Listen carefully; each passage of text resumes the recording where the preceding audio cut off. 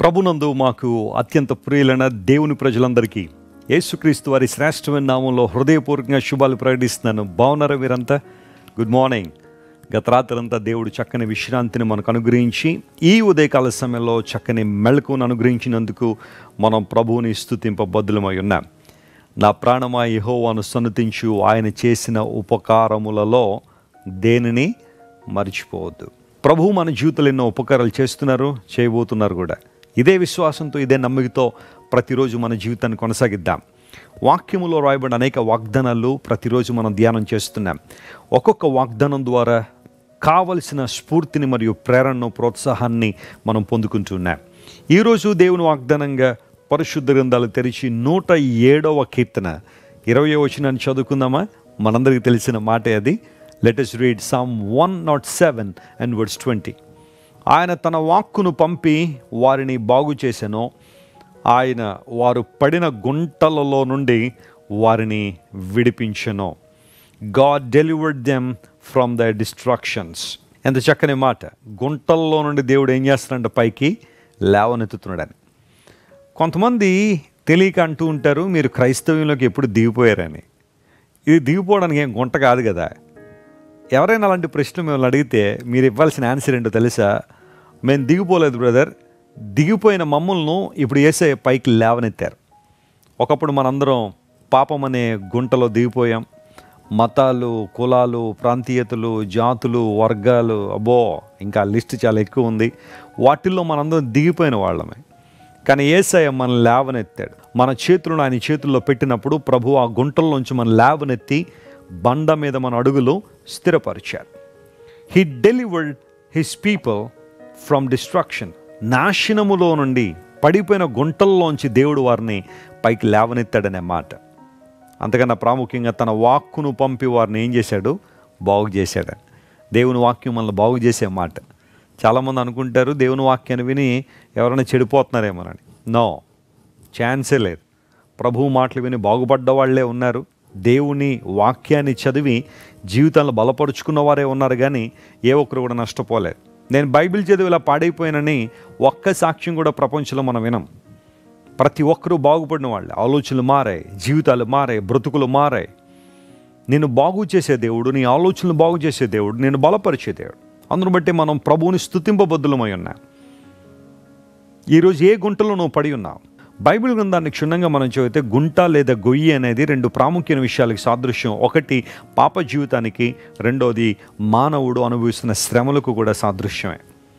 దావీదు భక్తుడు అంటాడు, నేను ఒకప్పుడు నాశనకరమైన గోతిలో ఉన్నాను, జిగటగల దొంగ ఊబిలో దిగిపోయాను, కానీ దేవుడు నన్ను లేవనెత్తాడని. పాపము మనిషిని దిగజారుస్తూ ఉంది. ఒక గోతులో దిగిపోయిన వ్యక్తి తనకు తానుగా ఎలాగైతే పైకి రాలేడో, పాపంలో పడిపోయిన వ్యక్తి కూడా అలాంటి పరిస్థితే. నీవు చేసే దాన ధర్మాల వలన, ధర్మకార్యాల వలన, లేదా ధర్మశాస్త్ర సంబంధమైన క్రియల ద్వారా ఎప్పుడూ కూడా నువ్వు పడిపోయిన గోతులోంచి బయటికి రాలేవు. దేవుడే నేను పైకి తీసుకురాగలిగినవాడు. ఆయన శరణు కోరుకుంటే, యేసుక్రీస్తు ప్రభు వారిని రక్షించమని వేడుకున్నప్పుడు ఆ గోతులోంచి ఆయన బయటికి తీసుకొస్తాడు. పాపం అనే గోతులోంచి ప్రభు మన పైకి తీసుకొచ్చే దేవుడు. రెండవది గుంట లేదా గొయ్యి అనేది మానవుడు అనుభవించే శ్రమలకు సాదృశ్యం. యోసేపు జీవితాన్ని మనం పరిశీలన చేస్తే సొంత అన్నలే యోసేపుని తీసుకెళ్ళి ఒక గుంటలో పడేశారు. యోసేపు భవిష్యత్ తన జీవితంలో ఎన్నడూ ఊహించి ఉండాలంటే భయంకర పరిస్థితి. కానీ దేవుడు ఎంత గొప్పవాడంటే, గుంటలో పడిపోయిన యోసేపును దేవదేవుడు ఒక రోజున సింహాసనం మీద కూర్చుండబెట్టాడు. ఈరోజు బహుశా ప్రజలందరూ నిన్ను అదిమి పెట్టి నిన్ను ఒక గుంటలో పడేశారా? గోతుల్లోకి నిన్ను నెట్టేస్తున్నారా? శ్రమలనే గుంటలో నీ ఉన్నావా? గోతిలో ఉన్నావా? ఒక్కసారి దేవుని వైపు చూడు. ఆయన నిన్ను విడిపించే దేవుడు, ఆయన నిన్ను నిలబెట్టే దేవుడు. ఆనాడు యోసేపు నిలబెట్టిన దేవుడు, దావీదు నిలబెట్టిన దేవుడు, పరిశుద్ధ లేఖనాలు ఎంతోమంది భక్తులు నిలబెట్టిన దేవుడు నిన్ను నన్ను నిలబెట్టడానికి నేటికి సజీవుడిగానే ఉన్నాడు. యేసుక్రీస్తు నిన్న, నేడు, నిరంతరము ఒకే రీతిగా ఉన్నాడనే మాట ఎప్పుడు మర్చిపోవద్దు. Jesus is same yesterday, today and for ever. నీ ప్రతికూలతల్లోంచి నేను విడిపించి బలమైన స్థితిలో నేను నడిపించడానికి దేవుడు ఎప్పుడు సామర్థ్యం కలిగిన వాడే. దయచేసి ధైర్యాన్ని కోల్పోకండి. ఆందోళనతో, కలవరంతో మీ జీవితాలు ముందు కొనసాగించకండి. ధైర్యంతో ప్రభువుని వెంబడించండి, ప్రభువుని గణపరచండి. ప్రభు మీ జీవితంలో గొప్ప కార్యాలు జరిగిస్తాడు. ప్రార్థన చేసుకుందాం.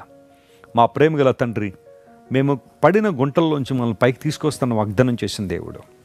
నీ వాక్కును పంపి మమ్మల్ని బాగు చేస్తానని మాట్లాడిన దేవుడు. ఈరోజు మా ప్రియులు ఎంతమంది అయితే నాయన వారి జీవితాల్లో నీ సహాయాన్ని కోరుకుంటున్నారో, ఏ గుంటలో పడిపోయిన వారు పైకి రావాలని ఆశిస్తున్నారో వారికి మేలు చేయండి అయ్యా.